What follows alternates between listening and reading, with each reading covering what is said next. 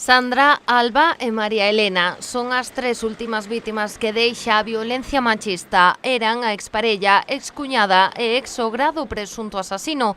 José Luis Abet, de 45 anos e natural de Padrón, asasinou unas a tiros esta mañá na vivenda que compartira con Sandra no lugar de Carracido, na parroquia valguesa de Cordeiro. Que no había denuncias previas y todo parece indicar que se trata de un crimen de violencia machista. Respectivamente de 39 años Sandra, de 58 María Elena y su hermana Alba de 27.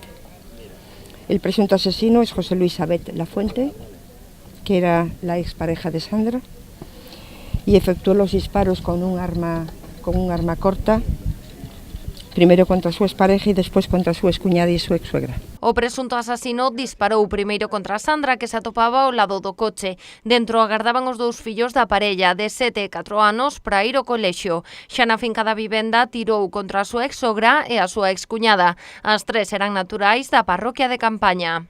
E viñan a recoller sempre os nenos, a tía e máis a sogra, as dúas fallecidas, e parece que viñan a recollelas para leválo ao colexio. Familia do Concello de Valga, todos, polo tanto, son coñecidos. Os pequenos non sufriron danos físicos e foron atendidos por equipos de psicólogos. E a decisión é que vai ir para a casa de un familiar. Está na casa dun veciño e están con outros nenos do lado, é dicir, que son amigos e que, polo tanto, é o mellor entorno onde podían estar en este momento, non? Tras cometer o triple crime, o home fuxiu. Foi detido despois nas inmediacións da vivenda da súa nai no municipio coruñés de Ames. Ali vivía dende a separación hai preto de 2 anos. A parella estaba divorciada dende xaneiro do ano pasado, segundo fontes do Tribunal Superior de Xustiza de Galicia. Nin na subdelegación do Goberno, nin no Concello de Valga había denuncias previas. Os servicios do CIN non habían atendido porque non había información de ningún tipo, ninguna queixa, nin